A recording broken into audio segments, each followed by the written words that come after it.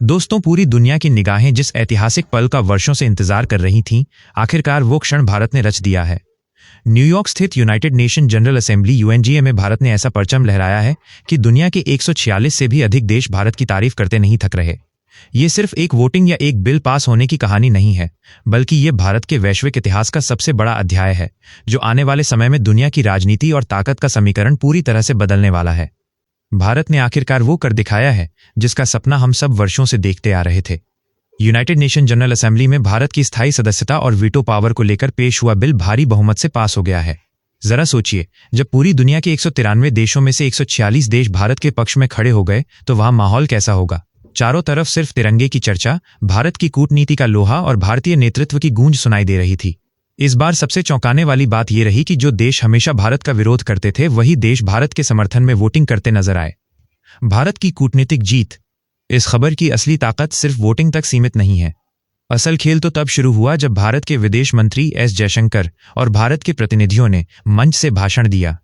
उन्होंने न केवल भारत की जरूरतों और ताकतों का जिक्र किया, बल्कि ये भी बताया कि भारत सिर्फ अपने लिए नहीं, बल्कि अफ्रीका, एशिया और विकासशील देशों की आवाज है।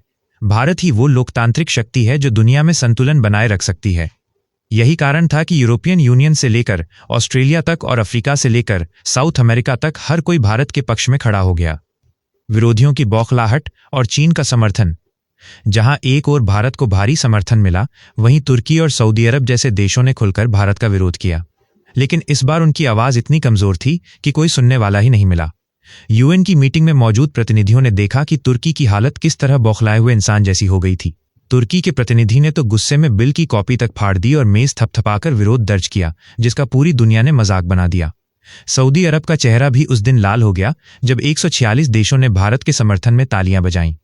लेकिन सबसे बड़ा सरप्राइज तब आया जब चीन जैसा देश, जो हमेशा भारत की राह में रोड़े अटकाता था, इस बार भारत के समर्थन में वोट कर दे।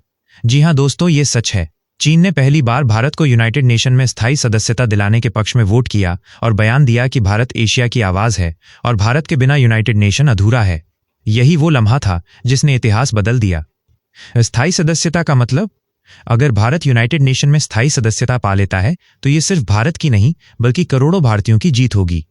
इसका मतलब होगा कि अब भारत किसी भी बड़े वैश्विक फैसले में वीटो पावर का इस्तेमाल कर सकेगा। यानी अमेरिका, रूस, ब्रिटेन, फ्रांस और चीन की तरह अब भारत भी उन देशों की कतार में शामिल होगा जो पूरी दुनिया की राजनीति को मोड़ सकते हैं। इस जीत के साथ ही भारत ने न सिर्फ संयुक्त राष्ट्र में अपनी पकड़ मजबूत की है, बल्कि उन देशों को भी कड़ा जवाब दिया है जो हमेशा भारत को छोटा दिखाने की कोशिश करते थे, खासकर सऊदी अरब और तुर्की। अमेरिका, रूस, फ्रांस और ब्रिटेन पहले से ही भारत के समर्थन में थे और अब चीन का भी साथ मिलना ये स्पष्ट करता है कि भारत की स्थायी सदस्यता लगभग पक्की हो चुकी है। आगे क्या होगा? इस ऐतिहासिक जीत के बाद अब ये बिल सीधे 5 स्थायी सदस्य देशों के पास जाएगा। वहां एक बंद कमरे में वोटिंग होगी और अगर वहां से भी बिल पास हो गया तो भारत आधिकारिक रूप से संयुक्त राष्ट्र का स्थायी सदस्य बन जाएगा। यानी भारत अब उन देशों की कतार में शामिल हो जाएगा जिनके पास दुनिया की किस्मत बदलने की ताकत होती है। भारत ने इस जीत के साथ ये साबित कर दिया है कि अगर इरादा मजबूत हो और कूटनीति सटीक हो तो कोई भी ताकत भारत को रोक नहीं सकती। दशकों से भारत को रोकने की कोशिश करने वाले देश अब भारत के सामने झुक रहे हैं।